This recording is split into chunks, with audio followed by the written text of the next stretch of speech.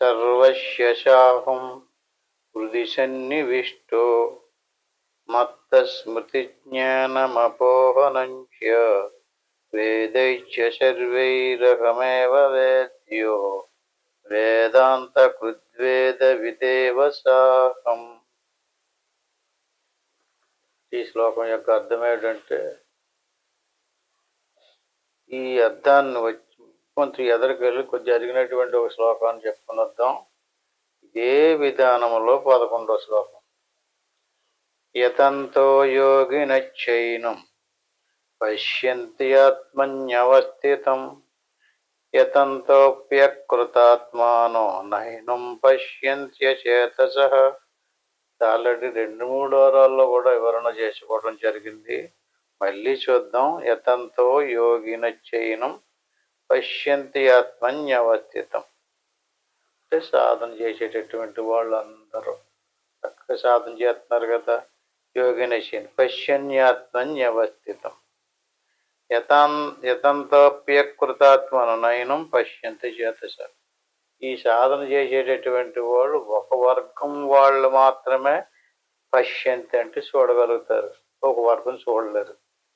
అదేంటి, ఇద్దరూ ఒకే వర్గానికి చెందినటువంటి వాళ్ళు, ఇద్దరు ఒకేలా సాధన చేస్తున్నారు, ఇద్దరు ఒక గురువు దగ్గరే తెలుసుకున్నారు, ఇద్దరు కూడా అభ్యాసమే ఒకేలా చేస్తున్నారు. మరి ఎందుకు చేత ఒక వర్గాన్ని చూడగలుగుతున్నారు, ఒక వర్గం ఎందుకు చూడలేకపోతున్నారు? ఆల్రెడీ మనం చెప్పుకున్నాం. యతంతో యోగినచ్చైనం పశ్యంతి ఆత్మన్నవస్థిత అంటే ఎవరు అంతఃకరణం శుద్ధంగా ఉందో, ఎవరైతే నిరంతరము భక్తి భావనతో అంటే స్వార్థము లేకుండా, ఈర్ష్య అసూయ లేకుండా, అంతఃకరణలో అనేక రకాల గుణాలు పట్టుకొని ఉంటాయి. కొంచెం డబ్బు కలిగితే నేను డబ్బున్నా బాగుండని, ఏదైనా మంచి ఉద్యోగం ఉంటే నేను ఉద్యోగస్తుండని, బలం ఉంటే నేను బలవంతుండని, ఇలా ధనం ఉంటే ధనవంతుండని, ఇలాంటి కొన్ని అభిప్రాయాలు ఉంటాయి. దేంట్లో? మనసులో. ఆత్మలు ఎలాంటివి ఉండవు. ఆత్మ అత్యంత శుద్ధమైనటువంటి వస్తువు. అటువంటి ఆత్మలో ప్రవేశించింది మనసు. మనసులో ప్రవేశించినటువంటి మనం సంపాదించుకున్నటువంటి, మనం చేసినటువంటి కర్మల తాలూకు సంస్కార వాసనలు. ఈ వాసనలు ఎవరికైతే శుద్ధం చేసుకోలేదో అటువంటి వాడు యతంతోప్య అకృతాత్మాను, వాడు కృతాత్ముడు అవడం. కృతాత్ముడు కాదు, వాడు మనసును శుద్ధం చేసుకోలేదు, స్వార్థం వదిలిపెట్టలేదు. అంటే ఎవడైతే కృతాత్ముడు అకృతాత్ముడు 2 వర్గాలుగా విభజించాడు సాధకుల్ని. ఎవరైతే మనసును శుద్ధం చేసుకున్నారో అటువంటి వాడు పశ్యంతి ఆత్మన్యవస్థితం, అవశ్యము లోపల ఉన్నటువంటి ఆత్మ చూడగలుగుతాడు. ఇంకొకడు అకృతాత్ముడు ఎవడైతే ఉన్నాడో వాడు పశ్యంతి అచేతసః చూడలేడు. చేత మనం ఉపదేశము మామూలు, ఉపన్యాసము మామూలే, తెలిసినటువంటి విషయం అందరికీ సమానంగానే తీసుకున్నప్పటికీ కూడా ఎవరైతే దాన్ని అంతఃకరణాన్ని శుద్ధం చేసుకుంటారో అటువంటి వారికి మాత్రమే ఆత్మసాక్షాత్కారం లభిస్తుంది. చిన్న పెద్ద అనేది చెప్పలేదు ఇక్కడ. శుద్ధం చేసుకున్నటువంటి కృతాత్ముడు అకృతాత్ముడు ఎవడైతే మనసును శుద్ధంగా చెప్పినటువంటి దాన్ని ఏ వదలాలంటున్నారో, ఈర్ష్య అసూయ దంభము ద్వేషము అంటే శరీరంలో ఎలాగైతే బీపీ షుగరు రోగాలు లాంటివి ఉంటాయో అట్టి మాదిరిగా మనసులో కొన్ని రోగాలు ఉన్నాయి. రోగాలు అనరాట్లని విషయాదులు అంటారు. అరిషడ్ వర్గము అంటుంటారు. అంటే అదే అంటే శత్రువు, షట్ అంటే 6, వర్గం అంటే వ్యవస్థ. 6 వ్యవస్థలు, 6 వర్గం, 6 రకాల వ్యక్తులు మనసులో ప్రవేశించారట ఎప్పుడో అనాది నుంచి. అంటే వాళ్ళ మాట పైన ఉండాలని, వాళ్ళ మాట నెగ్గాలని, వాళ్ళకంటే ఇంకొకడు పైన ఉండటానికి వీలు లేదని, ఈర్ష్య అసూయ దమ్మము ద్వేషం అంటారు కదా, ఇవన్నీ ఉంటారు మనం. అట్లా కామము క్రోధము లోభము మదము మాశ్చర్యము ఈర్ష్య అసూయ దంభము ద్వేషము ఒకటి కాదు. ఇందులో ఏ ఒక్క గుణం ఉన్నా సరే మిగతా వర్గాన్ని అంతనే మనమైనా సరే ఎవడైనా మనకు తెలిసినవాడు వస్తున్నాడు అనుకోండి, రెండు రెండు రెండు అని గబగబా చోటిస్తాం కదా. మరి మనకు తెలియలేనోడు వస్తేనో ఆడు మంచోడు ఉండొచ్చు, ఆడికి చోటు ఇవ్వం, నువ్వు ఆయన కూర్చో బాబు అంటారు. అది వీళ్ళు కావలసినోడు ఆడికి ఏమి వినకపోయినా, ఏమి తెలుసుకోకపోయినా, ఏమి జాతకపోయినా సరే ముందుకు వచ్చి కూర్చో అని చెప్పేసి ముందుకు వచ్చి కూర్చోబెడుతుంటారు. అట్టి మాదిరిగా మనలో ఏ రకమైనటువంటి గుణాలు ఉన్నా సరే, ఈర్ష్య కానీ, అసూయ కానీ, ఇంకోటి కానీ ఏదన్నా ఉంటే, ఈ గుణాలు ఉన్నటువంటి వాడు అకృతాత్ముడు, ఆత్మసాక్షాత్కారం పొందలేడు. మళ్ళీ వాయిదా పడిపోద్ది, మళ్ళీ ఇంకో జన్మ వస్తుంటుంది. సాధన ఎంత చేసేది అన్నది కదా, ఎంత మారేమో ఎంత మార్చుకున్నామో అన్నదే ఇంపార్టెంట్ అయినటువంటి విషయం అనమాట. అంటే ఈ శ్లోకాన్ని మనం ఇంతకు ముందే చెప్పుకున్నాం. ఇంకొక విషయం ఏంటంటే, యథాదిత్య గతం తేజో జగద్భాష తేగలం. సూర్యుడు ప్రపంచాన్ని అంతటిని ఎలా ప్రకాశింపజేస్తున్నాడో, చంద్రుడు ఎలాగైతే ప్రకాశింపజేస్తున్నాడో, అగ్ని ఎలా వెలుగునెత్తుందో, అట్టి మాదిరిగా ఆత్మ ప్రకాశ వస్తువు. ఆ ఆత్మ యొక్క ప్రకాశానికి మన వచన రూపంలో ఏం పేరు? జ్ఞానం. ఎక్కడ ఆత్మ ఉందో అక్కడ జ్ఞానం ఉంటుంది. దీపం ఎక్కడుందో అక్కడ వెలుగు ఉన్నట్టుగా ఆత్మ ఎక్కడుందో అక్కడ తెలివి ఉంటుంది. సంస్కృతంలో జ్ఞానం అంటారు, మన తెలుగులో తెలివి అంటాం. అంటే మనందరికీ తెలివి ఉంది. ఎక్కడిదా తెలివి? ఆత్మ యొక్క ప్రకాశానికే తెలివి అని పేరు. తెలివి లేకపోతే మనం ప్రపంచ విషయాలను తెలుసుకోలేం. ఎవరు ఎలా మాట్లాడుతున్నారో కూడా తెలియదు. అంటే తెలివి ఉండాలి. ఎందులో ఉంది తెలివి? మనసులో ఉంది. మనసు ఎందులో ఉంది? ఆత్మలో ఉంది. ఆత్మ, మనసు, తెలివి. ఇప్పుడు ఆత్మలో ఉన్నటువంటి మనసు మలినంగా ఉంటేనో దేన్ని శుద్ధం చేయాలి? ఆత్మను ఏమీ శుద్ధం చేయకలేదు. ఆత్మ అత్యంత శుద్ధమైనటువంటి స్వచ్ఛమైనటువంటి వస్తువు. మనసునే శుద్ధం చెయ్యాలి. మనసు శుద్ధం చేస్తే ఏమవుతుంది? మనసులో తెలివి పెరుగుతుంది. ఆత్మ యొక్క ప్రకాశం మనసును ఎంతెంత శుద్ధం చేస్తుంటామో అంతంత తెలివి పెరుగుతుంది. తెలివి పెరిగి కొలది పశ్యంతి ఆత్మని అవస్థితం, అవశ్యం అతను ఆత్మసాక్షాత్కారాన్ని పొందుతాడు, చూస్తాడు అతను. ఎందుకని? మనసు శుద్ధం అవ్వడం వల్ల. ఎంతవరకు మనసు శుద్ధం కాలేదో అంతవరకు చూడలేడు అనమాట. ఈ రకంగా ఈ మనసులో కానీ, బుద్ధిలో కానీ, చిత్తంలో కానీ, అహంకారంలో కానీ ప్రకాశం ఉంది. మనసు వచ్చిందండి, తెలివి వచ్చింది. బుద్ధి వచ్చింది, తెలివి ఉంది. అంటే మనసు కానీ, బుద్ధి కానీ, చిత్తం కానీ, అహంకారం, దీన్ని 4 పేర్లు పెట్టారు, కానీ ఒకటేది అంతఃకరణం అంటారు. అంటే వృత్తులను బట్టి వాటికి పేర్లు మార్చారు. సంకల్పించినప్పుడు మనస్సు అంటారు, నిశ్చయించినప్పుడు బుద్ధి అంటారు, దేహాభిమానం కలిగి ఉంటే అహంకారం అంటారు. ఈ రకంగా అంతఃకరణములోని ప్రకాశం ఒక్కొక్క పార్ట్లో ప్రకాశంతో ఉంది. ఈ రకంగా ఈ సూర్యుడిలో ప్రకాశం ఉంది, చంద్రుడిలో ప్రకాశం ఉంది, అగ్నిలో ప్రకాశం ఉంది. అట్టి మాదిరిగా మనసులో తెలివి ఉంది, బుద్ధిలో తెలివి ఉంది, అహంకారంలో తెలివి ఉంది. ఈ తెలివి ఎవరిది? నాది అంటున్నాడు. ఆయన యొక్క ప్రకాశమే వస్తువులలో ప్రకాశిస్తున్నాయి అన్నమాట. ఆ రకంగా ఆయన యొక్క ప్రకాశం ప్రతి వస్తువులోనే ఉండి ఆ మనసులో ఆత్మ యొక్క ప్రకాశం ఉండబట్టి మనసు ఆలోచన చేస్తుంది. ఎలాంటి ఆలోచన చేస్తుంది? ఆత్మిక ప్రకాశాన్ని తీసుకుని మనసు ఈ అరిషడ్ వర్గాన్ని సమకూర్చుకుంటుంది. అంటే దేవుడిచ్చిన ప్రకాశాన్ని దేవుణ్ణి తెలుసుకోవడానికి ఉపయోగించకుండా ప్రపంచ వస్తువుల్ని పోగొట్టుకోవటం కోసం, ప్రపంచంలోని ఆధిక్యత సంపాదించుకోవటం, తనకంటే గొప్పవాడు ఇంకొకడు ఎవడో లేడు, తనే గొప్పవాడు అనిపించుకోవటం. ఈ రకంగా మనసు ఏం చేస్తుంది? బహిర్ముఖంగా బాహ్య సంబంధమైనటువంటి విషయాదుల వైపుకి తిప్పుతుంది అనమాట. ఈ రకంగా అన్నిటిలోని శరీరంలో ప్రకాశం కూడా ఉంది, అన్ని వస్తువుల్లోని ఆత్మిక ప్రకాశమే ఉంది. ఆ ఆత్మిక ప్రకాశాన్ని ఆత్మ వైపుకి తిప్పితే ఆత్మ సాక్షాత్కారం అవుతుంది, ప్రపంచం వైపుకి తిప్పితే ప్రపంచ విషయం తెలుస్తుంది. ఎటువైపుకి అటేపుకి తిప్పినా ఆత్మ ప్రకాశం కావాలి. శరీరం వైపుకి తిప్పామనుకోండి, శరీరం ఎలాగుందో, అందంగా ఉందో, అనారోగ్యంగా ఉందో అంతా తెలుస్తుంది. అలా తెలియాలంటే ఆత్మిక ప్రకాశమే కారణం. ఈ రకంగా సర్వస్యసాహం హృది సన్నివిష్టో. ఈ ఆత్మ ఎక్కడ ఉంటుంది? సర్వస్యసాహం హృది సన్నివిష్టో మత్త స్మృతిర్జ్ఞానం అపోహనంచ. ఇప్పుడు మనకొకడికి తెలివి ఉంది, ఇంకొకడికి లేదు. ఒకడికి పొరపాటు ఉంది, ఒకడికి అపోహన ఉంది. ఉన్న వస్తువుని ఉన్నదన్నట్టుగా గుర్తించకుండా ఇంకొకలా గుర్తించున్నాడు అతను. ఇంక దాన్ని అలా వాదింతానే ఉంటాడు. ఆడు పట్టుకున్నదని అంటారు కదా, తాను పట్టుకున్న కుందేటికి మూడే కాళ్ళు. 3 కాళ్ళు ఉండవు కదా, 4 కాళ్ళు ఉంటాయి కదా. లేదు, నేను పట్టుకున్న దానికి మాత్రం 3 కాళ్ళే ఉన్నాయంటాడు. వినలేదనుకో గొడవ. వినాలంతే ఆడి మాట. ఎందుకంటే ఆడు అంటున్నాడు కదా, మరి ఆడు నోరున్నవాడు అదే తెలివందు లేదా బలం ఉంది, ఆడు వెనకాల ఇంకో సపోర్టుగా ఒక 2-3 వస్తుంటారు. నిజమే బాబు అంటే గొడవ లేదు. నిజమే బాబు అని ఎలా అంటాడు అసలు? ఆడు అసత్యంగా లేని కుందేటికి 3 కాళ్ళు అంటుంటే ఎలా ఒప్పుకుంటాడు? ఈ రకంగా మత్త స్మృతి జ్ఞానం అపోహనంచ.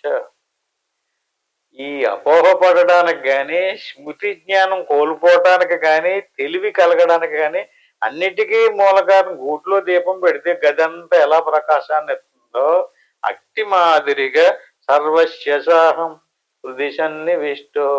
ఎక్కడున్నాడు ఈయన? హృదయంలో ఉన్నాడు. హృదయంలో కొలువై ఉన్నాడు. హృదయంలో ఉన్నటువంటి వాడు మత్త స్మృతి జ్ఞాన అపోహ. మూడాట్లుగా అతనే కారణం. అతను ఎలాంటి వాడు? సాక్షి. గదిలో దీపం పెట్టామనుకోండి, గదిలో ఉన్నటువంటి అన్ని వస్తువుల్ని ప్రకాశింపజేస్తుంది దీపం అన్నాం అనుకోండి. ఎలా ప్రకాశింపజేస్తుంది? ఎలుగునెత్తుంది. ఎలుగులో వస్తువులన్నీ గోచరం అవుతున్నాయి. అట్టి మాదిరిగా ఆత్మ యొక్క ప్రకాశం హృదయంలో ఉండి ప్రకాశిస్తుంటే దాని యొక్క ప్రకాశం మనసులో పడింది. మనసులో పడి మనసు అలాంటి ఆలోచన చేస్తుంది. స్మృతి వచ్చింది. స్మృతి అంటే జ్ఞాపకం. చిన్నప్పుడు ఏది చేసామో, ఏం చూసామో, నేను ఎలాంటోడనో, ఆడు ఎలాంటోడు, ఈడు ఎలాంటోడు, స్మృతి వచ్చింది. జ్ఞానం వచ్చింది. స్మృతి జ్ఞాన అపోహ. అంటే అన్నిటికీ మూల కారణం మనసు యొక్క ఆలోచన విధానం, మనసును మనం తయారు చేసిన విధానం, మనసును మనం సంస్కరించినటువంటి విధానం. చిన్నప్పటి కాడి నుంచి ఏ పాటలో పద్యాలో పాడుకుంటున్నాడు అనుకోండి, స్మృతి రాగానే 2 పద్యాలు తీసేస్తుంటాడు, అదే 2 పాటలు పాడుతుంటాడు. లేకపోతే ఎక్కడికో వెళ్ళాలనుకుంటాడు, ఏదో చేయాలనుకుంటాడు, ఏదో కూని రాగం తెస్తుంటాడు. ఇంకోలాగా ఏదో మొత్తం మీద చిన్నప్పటి కాడి నుంచి ఏం పనులు చేశాడు అంటే వాడి యొక్క అలవాట్లు. ఈ అలవాట్లన్నీ ఎందులో ఉన్నాయి? స్మృతిలో ఉన్నాయి. స్మృతిలో వచ్చేటప్పుడు జ్ఞాపకం వచ్చేసింది అనమాట. ఆడు మంచోడు కాదు, ఈడు చెడ్డోడు. ఈ రకంగా వేదేచ్ఛ సర్వే రకమేవ వేద్యం. అంటే వేదాలన్నీ ఎవరి గురించి చెప్తున్నాయి? ఈ మనసులోకి వచ్చేటటువంటి వెలుగు కారణం ఎవరైతే ఉందో, ఈ ఈ వెలుగునిచ్చేటటువంటి ఆత్మ హృదయంలో ఉండి ఎలాగ అన్నిటిని అహంకారాన్ని ప్రకాశింపజేస్తుంది, బుద్ధిని ప్రకాశింపజేస్తుంది, మనసును ప్రకాశింపజేస్తుంది. ఇలా ప్రకాశింపజేయడం వల్ల అన్ని ప్రకాశించి వాటి వృత్తుల్ని వదలకుండా పనిచేస్తున్నాయి. ఇప్పుడు మనం తెలివి కలిగి ఏం చేయాలి? వాటి వృత్తులు ఏ రూపంలో ఉన్నాయో వాటి వెనకాలుండి మనం అది కనిపెట్టాలి. ఎందుకంటే అలవాటు ప్రకారంగా వెళ్ళిపోతుంటుంది, తీసిపోతుంటుంది, వాదింతుంటాడు. నువ్వు ఎందుకు వచ్చిన గొడవ అని తెలివైనడు ఆగిపోతాడు, ఇంకొకడు ఆగడం. 3 కాళ్ళు పెట్టి 4 కాళ్ళు ఉంటాయి కదా అని వాదింతాడు. వాదింతే అక్కడి నుంచి గొడవ అవుతుంటుంది. నిజమా ఉత్తిదా అంటే సంభాషణ కాడికి వచ్చినప్పుడు, గొడవకు వచ్చేటప్పుడు ఆడ వెనకాల 4 ఉంటారు, ఈడ వెనకాల 4 ఉంటారు. మహాభారతాన్నే తీసుకోండి. మహాభారతంలో పాండవులు కౌరవులు దెబ్బలాడుకున్నారు. దేనికోసం? ఆస్తి వాట, అన్నాదమ్ముల వాట పంచుకోవటంలో. అడు ఇవ్వనన్నాడు అతను. వీళ్ళు ఇవ్వాలన్నారు. ఏదో జరిగింది, మొత్తం అడుగుపోయారు, ఏదో జరిగింది. వచ్చిన తర్వాత ఆ వాట ప్రకారంగా వాళ్ళు ఇవ్వగలిచింది ఇచ్చేయాలన్నారు కదా, ఇవ్వలేదు, దెబ్బలాడదాకా వచ్చారు. అప్పుడు వాళ్ళ తరపున ఎంతమంది వెళ్ళారండి? ఎవరు? ఇవ్వక్కర్లేదని వాదించిన వాడి దగ్గర వైపుని 11 అచ్చోణీలు వెళ్ళారు. ధర్మం వైపుకి ఇవ్వాలన్నా వాళ్ళ వైపుకి 7 అచ్చోణీలే వచ్చారు. లోకం తీరు ఎప్పుడు కూడా ఎవడైతే అడ్డంగా బొకాయింతుంటాడో, తప్పుడుగా మాట్లాడుతుంటాడో ఆడి వైపునే ఉంటారు ఎక్కువ జనాభా. న్యాయము ధర్మము వైపుకి ఉండరు. ఎందుకని? ఆడేపునే బలం ఎక్కువ. ప్రపంచం ఎప్పుడైతే ఎటేపుకి తిరిగి ఉందే, దేవుడేపుకి తిరగలేదు, విషయాదుల వైపుకి తిరిగి ఉంది. అందువల్ల విషయాదుల్ని ఎక్కువగా ప్రకాశింపజేస్తుంటది.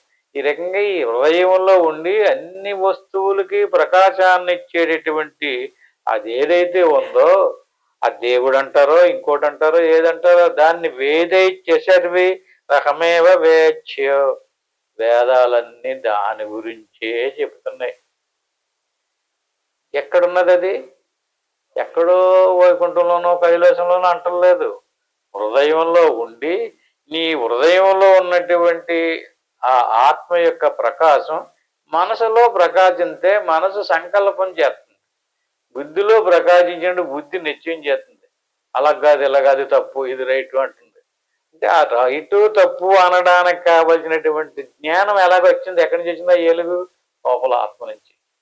అన్నిటికీ మూలకారం వేదాంత కృద్వేద విదేవ సాహం. దీన్ని తెలుసుకోమంటున్నాడు. ఈ అధ్యాయానికి 15 అధ్యాయం కదా, ఇది 15వ శ్లోకం. ఇది గుండెకాయ లాంటిది అనమాట. ఈ శ్లోకాన్ని బాగా సారబోధంగా దీన్ని కనిపెట్టాలి. దేన్ని కనిపెట్టాలి? మనసును కాదు, మనసుకి ఆ ప్రకాశం ఎలాగొచ్చిందో దాన్ని కనిపెట్టాలి. దేనితో కనిపెట్టాలి? మనసుతోటే కనిపెట్టాలంటే మనసును తిప్పాలన్నమాట. మనసు ఎటేపుకి తిరిగింది? బయటి వైపుకి తిరిగింది. బయటి వైపుకి ఎలా తిరిగింది? మనసు రాగానే ముందు నిద్రపోయామనుకోండి, ఏది పోయింది? మనసు పోయింది కదా. నిద్రలోంచి మెలకు వచ్చింది. మెలకు అంటే అర్థం ఏంటండి? తెలివి. అంటే తెలివి వచ్చింది. మనసు పోతే ఏం పోయింది? తెలివి పోయింది. మనసు వచ్చింది, తెలివి వచ్చింది. తెలివి వచ్చిందన్నా మెలకు వచ్చిందన్నా ఒకటే పరిభాష. తెలివి వచ్చింది. తెలివి రాగానే మొదటి ఇంద్రియాలలో ఏది ఓపెన్ అవుతుందో సరిగ్గా చెప్పండి. తెలివి రాగానే కన్ను ఓపెన్ అవుద్ది. కంటితోటి చూస్తాం. టైం ఎంత అయింది? 6 3 అని. అక్కడి నుంచి మిగతా అన్ని విషయాలు మొదలవుతాయి. అంటే గడియారంలో ముళ్ళుల్లాగా తెలివి హెడ్. ఇప్పుడు మన శరీరానికి శిరస్సు ఎలా హెడ్డో, ఈ లోపల ఉన్నటువంటి అన్ని పనిముట్లకి తెలివి హెడ్. తెలివి వచ్చింది, అన్నీ మొదలవుతాయి. మనసు ఆలోచించదే, బుద్ధి నిశ్చయించదే, అహంకారం అభిమానతదే, చిత్తం జ్ఞాపకం తెచ్చుకుంటుంది. అక్కడి నుంచి జ్ఞానేంద్రియాలు, కర్మేంద్రియాలు, ఏ ఇంద్రియాలు చూడాలనుకున్నప్పుడు వెంటనే కంటి నిప్పాడు, వినాలనుకున్నప్పుడు చెవిని ఓపెన్ చేశాడు, మాట్లాడాలనుకున్నప్పుడు వాక్కును ఉపయోగించాడు. అంటే ఇవన్నీ దేని చేతిలో ఉన్నాయి? అహంకారుడి చేతిలో ఉన్నాయి. అహంకారం పని చెయ్యాలి అంటే బుద్ధి నిశ్చయించాలి. బుద్ధి నిశ్చయించాలంటే మనస్సు సంకల్పం చేయాలి. ఇప్పుడు ఏ ఏపుకి వెళ్ళాలా, ఏ ఏపుకి వెళ్ళాలా, ఏ ఏపుకి వెళ్ళాలి, ఏ పని చెయ్యాలి, ఇవాళ ఆ ఊరా ఈ ఊరా నిర్ణయించేది బుద్ధి. దాన్ని అటు ఇటు కదిపేది మనసు. ఈ రకంగా నిరంతరము ఈ లోపల ఉన్నటువంటి కారణాలే అన్నిటికీ మూల కారణం. ఇది తిన్నా మాన్నా, ఇలా మాట్లాడినా మాట్లాడకూడదా, మాట్లాడొచ్చా మాట్లాడకూడదా, ఎలా వీలుంటే అలా మాట్లాడేస్తున్నాడు అనుకోండి, ఆడికి ఏమి లేదంటారు, బుద్ధి లేదంటారు. అంటే బుద్ధితోటి వెనకాల పరిశీలించాలి. ఎక్కడ బుద్ధి లేదో అక్కడ వచ్చి నోటుకు వచ్చినట్టుగా మాట్లాడుతుంటాడు. అనొచ్చో అనకూడదో తెలదు, చెయ్యొచ్చో చేయకూడదో తెలదు. అంటే అన్నిటికీ వెనకాల నిశ్చయించేటటువంటిది బుద్ధి వృత్తి. ఈ రకంగా ఈ బుద్ధిని వెనక్కి తిప్పి లోపల ఉన్నటువంటి ఈ ఎలుగు దేని నుంచి వస్తుందో, ఈ తెలివి దేని నుంచి వస్తుందో దాన్ని కనిపెట్టాలి. వేదైత్య సర్వే, అదే వేదాలన్నీ చెప్తున్నాయి. వేదైత్య సర్వే రకమేవ వేత్యో. ఈ భగవద్గీత బోధించే పెద్ద మనిషి ఉన్నాడు కదా, రహం ఏవ వేత్యో, ఆడే నేను అంటున్నాడు. అంటే నేను ఎక్కడున్నాను? ఈ దేవదేవుడు ఎక్కడున్నాడు? హృదయంలో ఉన్నాడు. ఈ ఉదయంలో ఉన్నటువంటి వాడు ఎవరైతే ఉన్నాడు, ఉదయంలో ఉండి ఈ మనసుని, బుద్ధిని, అహంకారాన్ని ప్రేరేపింపజేస్తున్నాడు. దాని ద్వారా ఇంద్రియాలు, దాని ద్వారా కరచరణాదులు, కర్మ, పని అన్నీ జరుగుతుంది కదా. దానివల్ల కర్మ ఏర్పడుతుంది. కర్మ ఏర్పడితే ఏమవుతుంది? దానికి మళ్ళీ ఫలితం. ఆ ఫలితాన్ని అనిపించడానికి మళ్ళీ జన్మ. ఇలాగ అనాది నుంచి సాగిపోతుంది. అంచేది వేదాంత కృద్వేద విదేవ సహం. వేదము, వేదాంతము 2 శాఖలు. అంటే కర్మోపాసనలను బోధించేది వేదం, జ్ఞానాన్ని బోధించేది ఉపనిషత్తు. ఉపనిషత్తుకి వేదాంతము అని పేరు. అంటే యజ్ఞయాగాదులు, దాన ధర్మాదులు, పూజలు, నోములు, వ్రతాలు మొదలైనవన్నీ కూడా బోధించేది వేదాలు. వేదాలు చెప్పింది ఈ దేవుడి గురించే, వేదాంతం చెప్పేది ఈ దేవుడి గురించే. మరి ఒకేసారి జ్ఞానంలోకి రాలేకపోతున్నాను అంటున్నాడు కనుక నింపాదిగా అంతఃకరణాన్ని శుద్ధి చేసుకోవటం కోసం కర్మోపాసనలు చెప్పింది వేదం. ఎందుకంటే అంతఃకరణం శుద్ధి అవ్వకపోతే వేదాంతం పట్టుకోదు. వేదాంతం తెలియాలంటే, వేదాంతం పట్టుకోవాలంటే అంతఃకరణాన్ని శుద్ధి చేయటం కోసమే కర్మోపాసన. కర్మోపాసన కూడా ఉండాలి, కానీ నీకు వేదాంత జ్ఞానం కనుక తెలిసిందంటే, ఆత్మసాక్షాత్కారం అయిందంటే ఇక కిందకి దిగాల్సినటువంటి పని లేదు. ఎన్నింటికీ వేదం కానీ వేదాంతం కానీ దీన్ని తెలుసుకోవడం కోసమే ప్రవేశపెట్టారు. అదే నీకు తెలిస్తేనా? అదే నీకు తెలితే ఇంకా వాటితో పని లేదు. ఇంకా నీవు అది నీకు తెలియటం అంటే ఎలాగా? ఇంతకైనా అక్కడ అది నీకు తెలియటం అంటే ఇంతకా హృదయంలో ఉన్నవాడు నువ్వే. అది ఆ హృదయంలో ఉన్నటువంటి వాడు ఎవడో వాడికి వీడికి భేదం లేదు. మమైవాంశో జీవలోకే జీవభూత సనాతన. అంటే నీ లోపల హృదయంలో నేనున్నాను కదా, ఆ ఉన్నాదన్న వాడు ఎవడైతే ఉన్నాడో వాడు ఎవడనుకుంటున్నావు? మమైవాంశం, నా అంశమే, నేనే నీ లోపల హృదయంలో జీవరూపంలో ప్రకాశిస్తున్నాను. ఈ రకంగా జీవుడు దేవుడు ఇద్దరు ఉన్నారు ఇక్కడ. జీవుడెవరో దేవుడెవరో ఇది తెలియాలి మనకి. ద్వావిమౌ పురుషౌ లోకే క్షరక్షాక్షర ఏవ క్షర సర్వాణి భూతాని కూటస్థో అక్షర ఉష్యతే. క్షరము అక్షరము. ద్వావిమౌ పురుషౌ, ఇద్దరు పురుషులు ఉన్నారు. ఈ శ్లోకాలు పారాయణం చేయడము, చదవడం, కంఠస్థం చేయడం కాదు, అందులో మీనింగ్ తెలియటమే విశేషం. ఇద్దరు పురుషులు ఉన్నారంటే విశ్వంలోనే. ఇద్దరు ఆ పురుషులు ఎవరు? ఒకడు జీవుడు, ఇంకొకడు ఈశ్వరుడు. ద్వావిమౌ పురుషవులోకే క్షరక్షాక్షర ఏవస క్షర సర్వాణి భూతాని కూటస్థో అక్షర ఉష్యతి. అంటే ప్రతి వాని శరీరములోని ఒక తెలివి ఉందా? ఆ తెలివి ఎందులో ఉంది? మనసులో ఉంది. మనసుతో కూడినటువంటి తెలివి, ఆ మనసు ఎందులో ఉంది? ఆత్మలో ఉంది. అంటే ఆత్మ, మనసు, మనసులో ఉన్నటువంటి తెలివి, ఈ మూడింటికి క్షరపురుషుడు అని పేరు. అంటే గురువుల దగ్గరికి వెళ్తేనే తెలితే, మామూలు చదివితే ఇట్లా అర్థం తెలుదు. క్షరపురుషుడు అంటే ఎవరు? జీవుడు. క్షరం అంటే ఏంటి? నశించిపోయేవాడు. జ్ఞానం తెలుసుకుంటే జీవుడు ఉండడు, జ్ఞానం తెలుసుకోకపోతే ఉంటాడు. అంచేత ఇతను క్షరపురుషుడు, నశింతాడనమాట. తెలుసుకోకపోతేనో నశించడు, ఉంటాడు. కర్మలు చేస్తూ ఆ కర్మ ఫలాలను అనిపించడానికి పుడుతూ చస్తూనే ఉంటాడు. ద్వావిమౌ పురుషవులోకే క్షరక్షాక్షర ఏవస. ఇద్దరు పురుషుల్లోనే ఒక పురుషుడేమో క్షర పురుషుడు, ఇంకొకడు అక్షర పురుషుడు. క్షర సర్వాణి భూతాని, సమస్త ప్రాణికోటి ఉంది. ఇప్పుడు మీలో జీవుడున్నాడా? ఎవరిని జీవుడు అన్నారు? ఆత్మనే, మనసునే. మనసులో ప్రతిబింబించినటువంటి బ్రహ్మ ప్రతిబింబము, మూడింటికి జీవుడని పేరు గుర్తుపెట్టుకోండి. ఇది వ్యష్టి. వ్యష్టిలో ఉన్నటువంటి క్షరపురుషుడు. ఇతనే కర్మలు చేస్తున్నాడు, అవునంటున్నాడు, కాదంటున్నాడు, స్వర్గం వెళ్తున్నాడు, నరకం వెళ్తున్నాడు, దేవుణ్ణి ఆరాధిస్తున్నాడు, దేవుణ్ణి పూజిస్తున్నాడు. కానీ ఇంకొక పురుషుడు ఉన్నాడు, అక్షర పురుషుడు. కూటస్థో అక్షర ఉష్యతే. అతను అలా ఇతనిలాగా నశించడు. ఆయన ఎవరు? సమస్త జీవరాశుల్ని పోషించేవాడు అతనే. సమస్త జీవరాశులకి వరాలు ఇచ్చేవాడు అతనే. వరాలు ఎలాగెత్తాడండి? అతను చేసిన కర్మ ఫలాన్ని ఇవ్వటమే వరాలు ఇవ్వటం అంటే. మళ్ళీ నీకేం కావాలో కోరుకో అన్నట్టుగా కాదు. మనం ఏవైతే కర్మ చేసామో ఆ కర్మకి ఫలాన్ని ఇచ్చేవాడిని వరాలు ఇచ్చేడు అంటారు. అతను అక్షర పురుషుడు. ఎక్కడున్నాడు అతను? సమస్త జీవరాశుల్లోని మనసుందా? ప్రతి ఎవరి మనసు వాళ్ళదే కదా. అందరి మనసు ఒకటేనా? అందరి మనసు లాంటిది ఒకటి ఉంది. అందరి మనసు లాంటి మనసు, దాన్ని మాయ అంటారు. అంటే మనసు శుద్ధమైతే మాయ సెక్షన్లోకి వెళ్తుంది. మాయ మలినమైతే మనసు సెక్షన్లోకి వస్తుంది. మలినమైతే అవిద్య అంటారు, శుద్ధమైతే మాయ అంటారు. ఏమన్నా అర్థమైంది ఇది మీకు?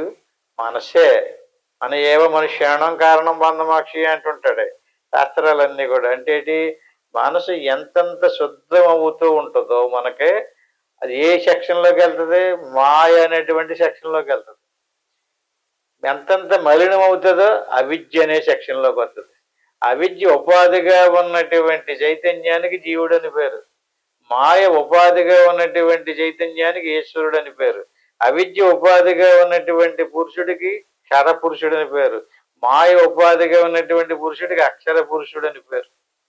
అంచేత అతను మాయని ఉపాధిగా తీసుకుని సమస్త సృష్టి స్థితి సంహారాది కార్యాలు చేస్తున్నాడు. ఆయన్నే మనం పురాణాల్లో దేవుడుగా ఆరాధన చేస్తున్నాం, ఆయన్నే పూజిస్తున్నాం. ఎందుకంటే జీవుడు వేరు, జీవుడు క్షర పురుషుడు, ఈశ్వరుడు అక్షర పురుషుడు.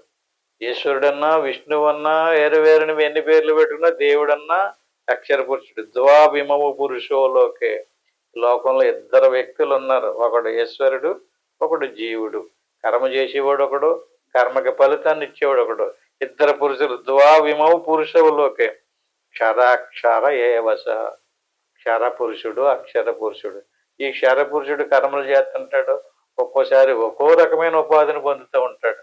అన్నిసార్లు మన శరీరం రాదు. ఆ చేసిన కర్మఫలాలను అనుసరించి శరీరాలు మారిపోతుంటాయి. అలాగే లోకాలు కూడా మారిపోతాయి. స్వర్గలోకం వస్తుంది, లేదా నరకంలోకం వస్తుంది, భూలోకం వస్తుంది. ఈ రకంగా క్షర సర్వాణి పోతాన్ని కూటస్థ అక్షర పురుషుడు. ఈ ఇద్దరు పురుషుల కంటే ఇంకో పురుషుడు ఉన్నాడట. ఆయన ఎవరు? ఉత్తమ పురుషస్థన్య పరమాత్మేత్యుదాహృత యో లోకత్రయమావిశ్య వివర్తవ్యయ ఈశ్వర. ఈ 3 శ్లోకాలు తెలిస్తే నీకు వేదాంతం అంతా తెలిసిపోయినట్టే. ఇది 15వ శ్లోకం, 16వ శ్లోకం, 17వ శ్లోకం. దీన్ని బాగా చూద్దాం. ఉత్తమ పురుష స్తన్య పరమాత్మేతి యుధావృత. ఈ 3వ పురుషుడు ఎవడు? ఈయన ఎవరు జోలికి రాడు, ఎవరికి ఏమి ఇవ్వడు. నిశ్చలమైనటువంటి నిర్వికారమైనటువంటి శుద్ధ చైతన్య స్వరూపంగానే ఉంటాడు. అన్నిటికీ ప్రకాశాన్ని ఇస్తాడే తప్ప ప్రకాశాన్ని తీసుకుని చేసినోడు వేరు, ఆ ప్రకాశాన్ని తీసుకుని మంచి పనులు చేసినోడు కూడా, చెడ్డ పనులు చేసినోడు. ఆడు చేసిన పనులను అనుసరించి వాడికి ఉత్తమ లోకమో అధమ లోకమో ఇచ్చేవాడు ఇంకొకడు. నేను అర్థమైంది మాట. ప్రకాశాన్ని ఇచ్చేవాడు ఒకడు, ప్రకాశాన్ని తీసుకుని కర్మలు చేసేవాడు ఒకడు. ఆ కర్మలను కేటాయించి ఆ కర్మఫలాన్ని ఎలాంటి కర్మఫలాన్ని ఇచ్చి వాడి చేత అనువింప చెయ్యాలో చూసేవాడు ఇంకోటి. 3 ఉన్నారు. ఈయనకే పురుషోత్తముడు అని పేరు. క్షర పురుషుడు అక్షర పురుషుడు. ఇతనెవరు? క్షర పురుషుడు కాదు, అక్షర పురుషుడు కాదు, పురుషోత్తముడు. ఉత్తమ పురుషస్థన్య పరమాత్మేద యుధాహృత. ఈ రకంగా శాస్త్రాలన్నీ బోధించే బోధ ఏంటంటే, ఈ ఉత్తమ పురుషుడు ఎవరైతే ఉన్నాడో ఈయన్ని సాక్షాత్కారం పొందాలి. యో లోకత్రయమావిశ్య బిభర్తవ్యయ ఈశ్వర. ఈయనకి నాశనం ఉండదు, మార్పు ఉండదు, రూపం ఉండదు, గుణం ఉండదు. శుద్ధ ప్రకాశ స్వరూపం. శుద్ధమైనటువంటి ఆ ప్రకాశములో ఈ విషయం అంతా చతుర్దశ భువనాలతో, 3 లోకాలతో, 84 లక్షల రకాల జీవరాశి, ఇదంతా కూడా ఆ చైతన్యంలోనే ఉంది. ఆ చైతన్యమే అన్నిటికీ ప్రకాశాన్ని ఇస్తుంది. కానీ ఈ ప్రకాశాన్ని తీసుకుని శరీరం ఒకలా తీసుకుంటుంది, ప్రాణం ఇంకోలా తీసుకుంటుంది, మనసు ఇంకోలా తీసుకుంటుంది. అంటే శరీరం కంటే ప్రాణం సూక్ష్మమైనటువంటిది, శుద్ధమైంది. ప్రాణం కంటే అంతఃకరణం సూక్ష్మమైంది, శుద్ధమైంది. అంచేత శుద్ధం అయ్యి కొలది ప్రకాశం ప్రకాశించబడుతుంది అందులోనే. మలినం అయ్యి కొలది శరీరం మలినమైపోయింది, స్థూలమైపోయింది. శరీరంలో తెలివి లేదు. శరీరానికి నేను శరీరముననే జ్ఞానము కూడా లేదు, తెలివి లేదు. శరీరంలో ఉన్నావు అని గుర్తించే జ్ఞానం కూడా శరీరానికి లేదు, ప్రాణానికే లేదు, కానీ మనసుకు ఉంది. అంచేత ఈ లోపల ఉన్నటువంటి ఉత్తమ పురుషుణ్ణే మనం సాక్షాత్కరింపజేసుకోవాలి. అదే ఆత్మ, అదే పరమాత్మ, అదే బ్రహ్మము, సోహం, అదే నీవు. దాన్ని నేను అని ఎవడైతే తెలుసుకుంటాడో వాడికి జన్మ పరంపర ఆగిపోతుంది. ఆ నిర్వికారమైన శుద్ధ చైతన్యంలో విలీనమైపోతాడు. యహ ఏ అవ్యయ నాశరహితుడును ఈశ్వర, ఈశ్వరుడును లోకత్రయం మూడు లోకములను ఆవిష్య ప్రవేశించి విభక్తి భరించుచున్నాడో సహాజ్ఞ ఇతరుడైనటువంటి ఉత్తమ పురుషముడు పరమాత్మ. ఇది పరమాత్మని ఉదావృత శాస్త్రం చెప్తుంది. అంచేత ఆత్మ పరమాత్మల ఏకత్వమే బ్రహ్మము. అంచేత మనం నిరంతరము ఆత్మ అంటే ఏమిటి, పరమాత్మ అంటే ఏంటి, బ్రహ్మం అంటే ఏంటి.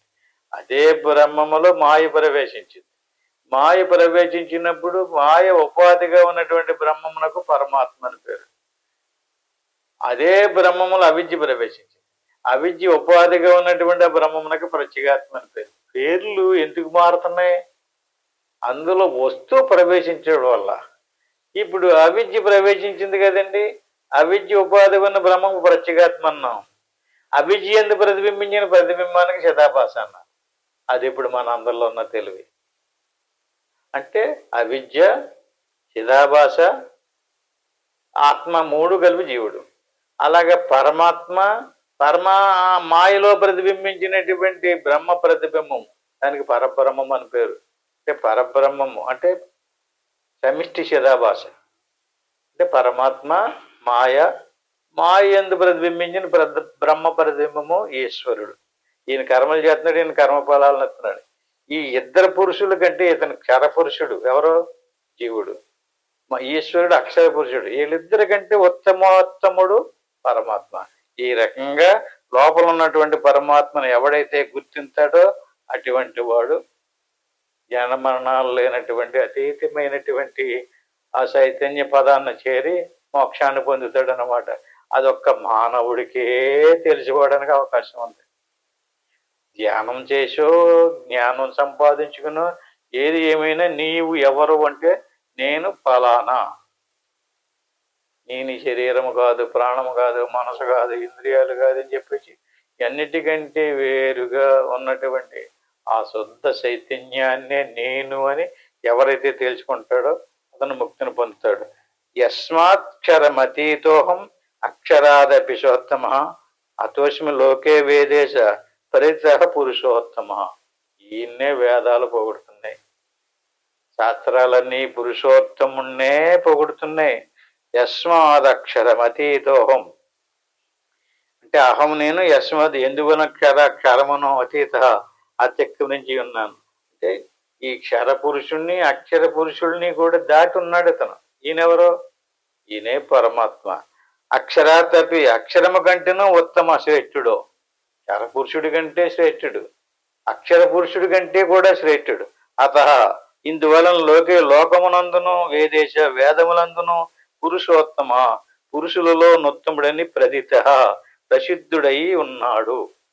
యదా పరమాత్మ స్వరూపం నీలో కూడా ఉంది, అది ఆత్మ రూపంలో ఉంది. ఈశ్వరుడిలో కూడా ఉంది, అది పరమాత్మ రూపంలో ఉంది. అంచేత నీలో ఉన్న ఆత్మను పట్టుకో. నీలో ఉన్న ఆత్మను తెలుసుకుంటే ఈశ్వరుడిలో ఉన్నటువంటి ఆత్మ కూడా నీ ఆత్మ లాంటిదే అని తెలుసుకోవాలి. అదే సోహం. దాన్నే తత్వమసి అంటారు. తత్వ అంటే అది, తం అంటే ఇది, అసి అంటే రెండు ఒకటే. తత్వమసి ఈశ్వరులో ఉన్నటువంటి దేవుడు, జీవుల్లో ఉన్నటువంటి దేవుడు. సముదాయాన్ని తీసుకోకు. సముదాయాన్ని మనం దేన్నైనా సరే చూడగానే మొత్తం కనిపించేటటువంటి సముదాయాన్ని అంతా తీసుకుంటున్నాం. శాస్త్రం ఎలా చెప్తుంది? ఒక భాగాన్ని వదలాలి, లోపల దాన్ని పట్టుకోవాలి. శరీర ప్రాణమానసాదులను తీసేయాలి. తీసేయడం అంటే ఎలాగా? తొలగించేసి కత్తెట్టుకెళ్ళి శుభ్రంగా చెక్కేయడమా? కాదు కదా. ఇది కాదు.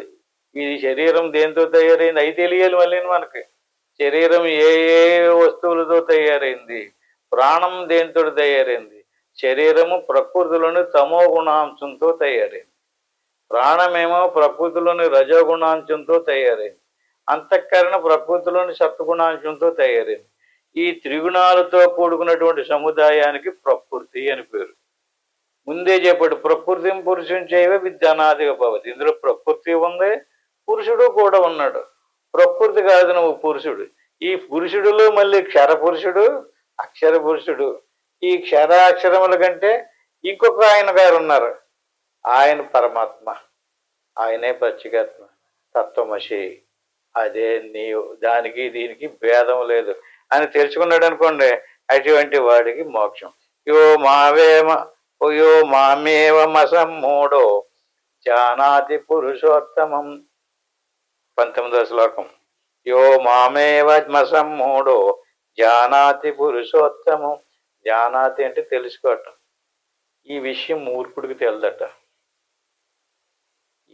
వాడు తెలివినట్టుకుని వాడు చదివిన దాన్ని బట్టి విన్న దాన్ని బట్టి వాడు వేరే లెక్క వేసుకుంటాడు అనమాట. ఎలా తెలుసుకోవాలి, ఇంక ఇలా తెలుసుకోవాలి.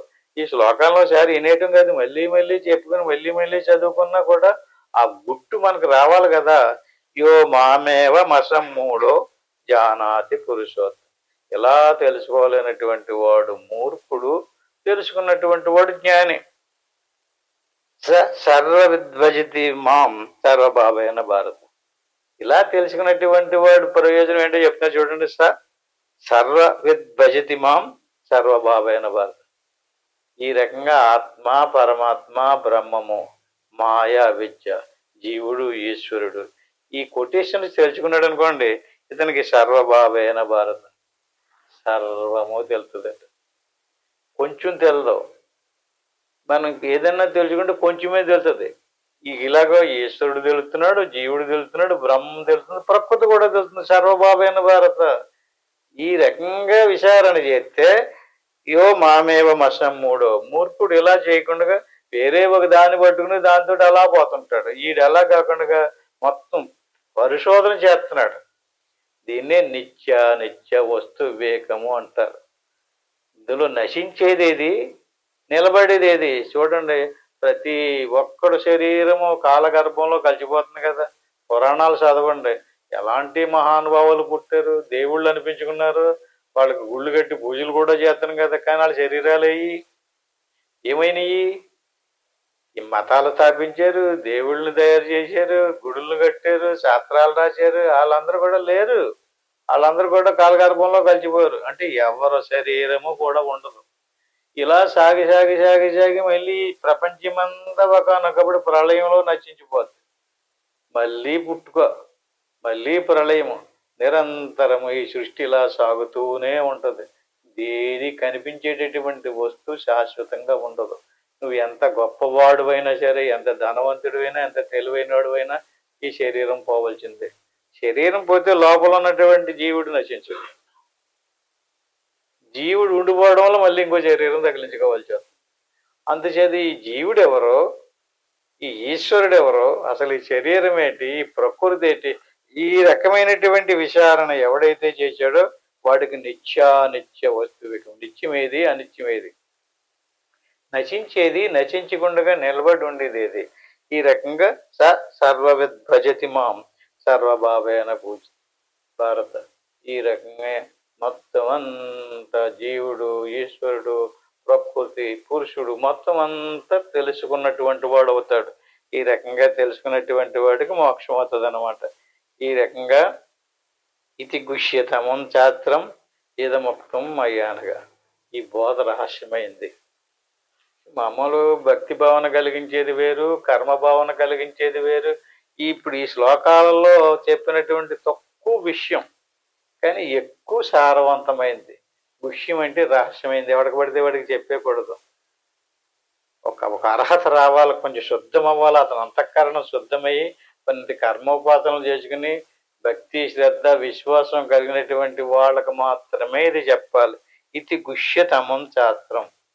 ఇది గుహ్యం, రహస్యమైనటువంటి బోధ. ఇదముక్తం మయ్యానగా. ఈ బోధ ఎన్నటువంటి వాడు సరిగ్గా గ్రహించినటువంటి వాడు ముక్తుడవుతాడు. ఇదముక్తం మయ్యానగా. ఏతద్బుద్ధ్వా బుద్ధిమాంచాత్ కృతకృత్యస్య భారత. ఇది తెలుసుకున్నటువంటి వాడు కృతకృత్యుడవుతాడు. అంటే ఏ పని చేస్తే పూర్తి అవుతుంది. మనిషికి ఏదైనా పని అప్పచెప్పామనుకోండి, పూర్తి అయిందంటే కృతకృత్యుడు అయినట్టే కదా. అట్టి మాదిరిగా మనిషి జన్మకి ఎందుకు వచ్చాడు? ఇది తెలుసుకోవటం కోసమే వచ్చాడు. ఇది ఎవరికైతే తెలిసిందో వాడు కృతకృత్యుడు అయిపోయినట్టే. అంతేగాని పెళ్లి చేసిన పిల్లలు కానీ ఎత్తే కృతకృత్యుడు అయిపోయినట్టు కాదు. పెళ్ళి అయిపోతే కృతకృత్యుడు అయిపోలేదు, పిల్లల కంటే కృతకృత్యుడు అయిపోలేదు. లేదా పెళ్ళి అయిపోయి డబ్బు సంపాదించి ఇల్లు కట్టేసి డబ్బు సంపాదించారు కదా, అబ్బా ఏం సంపాదించాడని కృతకృత్యుడు అయిపోయాడు అంటారు. ఆడిని కృతకృత్యుడు అనలేదు. ఎవడ కృతకృత్యుడు అయ్యాడు? ఈ జ్ఞానం ఎవడైతే, ఏ జ్ఞానం? నీకు సంబంధించిన జ్ఞానం. నీలో నశించే భాగం ఏది, నశించిన భాగం ఏది నువ్వే కనిపెట్టాలి. నీ శరీరం నశించే భాగం. నీ శరీరం లోపల ఉన్నటువంటి ప్రాణము, మనసు, బుద్ధి, తెలివితో కూడా అది శరపురుషుడు. అది నశించేదే. జ్ఞానం తెలుసుకుంటే అది పోద్ది. జ్ఞానం తెలుసుకోకుండా పోయేది శరీరం. ఎలాగా? శరీరానికి జ్ఞానం తెలుసుకోక్కర్లేదు. జ్ఞానం తెలుసుకోకపోయినా పోద్ది, జ్ఞానం తెలుసుకున్నా పోద్ది. జ్ఞానం తెలుసుకుంటే పోయేది ఏది? జీవుడు. జ్ఞానం తెలుసుకోకుండా పోయేది శరీరం. శరీరం పోయింది కానీ జీవుడు పోలేదు. మళ్ళీ ఇంకోటి వస్తుంది. జీవుడు కూడా పోయాడంటే శరీరం రాదు. అది కృతకృత్యత. దాన్నే మోక్షం అంటారు. ఇదముక్తం మయ్యానగా. ఇదిరా నాయన, ముక్తిని పొందాలంటేనే అంచేత నువ్వు ఈ జ్ఞానం తెలుసుకో. మిగతా ప్రాపంచ సంబంధమైనటువంటి గొప్పలు, గోసులు ఎందుకు పనికిరావయ్యి మళ్ళీ తీసుకొచ్చి పెడుతుంటే నువ్వు ఎంత సంపాదించినా సరే అంచేత నువ్వు ఎవడవు. ఇందులో నశించేదేది? 3 విభాగాలు ఉన్నాయండి. శరీరం జ్ఞానం తెలుసుకోకపోయినా నశిస్తుంది. లోపల ఉన్నటువంటి జీవుడు జ్ఞానం తెలుసుకుంటే పోతున్నాడు. ఆ తెలివి మనసుని. లోపల ఉన్నటువంటి ఆత్మ ఎప్పుడూ పోదు. ఎప్పుడూ ఉండేదేమో ఆత్మ. జ్ఞానం తెలుసుకుంటే పోయేదేమో తెలివి. జ్ఞానం తెలుసుకోకపోయినా పోయేదేమో శరీరం. ఎన్నున్నాయి? 3 విభాగాలు ఉన్నాయి. ఇందులో నువ్వు శరీరానివి కాదు. అలాగే చెప్పి మనసు కూడా కాదు. జ్ఞానం తెలుసుకుంటే మనసు పోద్ది. అందుకని జ్ఞానులకి మనసు ఉండదు. మనసు లేకపోతే ఆడి కర్మ ఏమంటుకుంటుంది? కర్మలు ఆడు చేస్తాడు, తింటాడు, తాగుతాడు, అన్ని పనులు చేస్తుంటాడు. మనసు ఉండదు. నాకు అలా కుదరదండి, ఇలా కుదరదండి అంటాడంటే మనసు ఉన్నట్టే. ఎప్పుడైతే జ్ఞానం తెలుసుకుంటాడో వాడిలోనే, అంటే కారణ శరీరం అంటే ఏంటండి? స్థూల శరీరం, సూక్ష్మ శరీరం, కారణ శరీరం అంటారు కదా. నువ్వెవడవో నీకు తెలియకపోతే కారణ శరీరం పోదు. కారణ శరీరం పోతే చాలంతే. జ్ఞానికి కారణ శరీరం ఉండదు. అంటే ఏంటి కారణ శరీరం అంటే ఏంటి? నేనెవడో తెలిసింది అతనికి, అంతే. కారణ శరీరం లేదు, ఆడి కర్మ అంటుకోదు. ఇది రకంగా ఇది గుష్యతమం శాస్త్రం ఇదముక్తం మయ్యానగా. ఏతద్బుద్ధ్వా బుద్ధిమాంచాత్ కృతకృత్యస్య భారత. అప్పుడు నీ జీవితం, నీవు కృతకృత్యుడు అయ్యావు, మోక్షాన్ని పొందుతావు.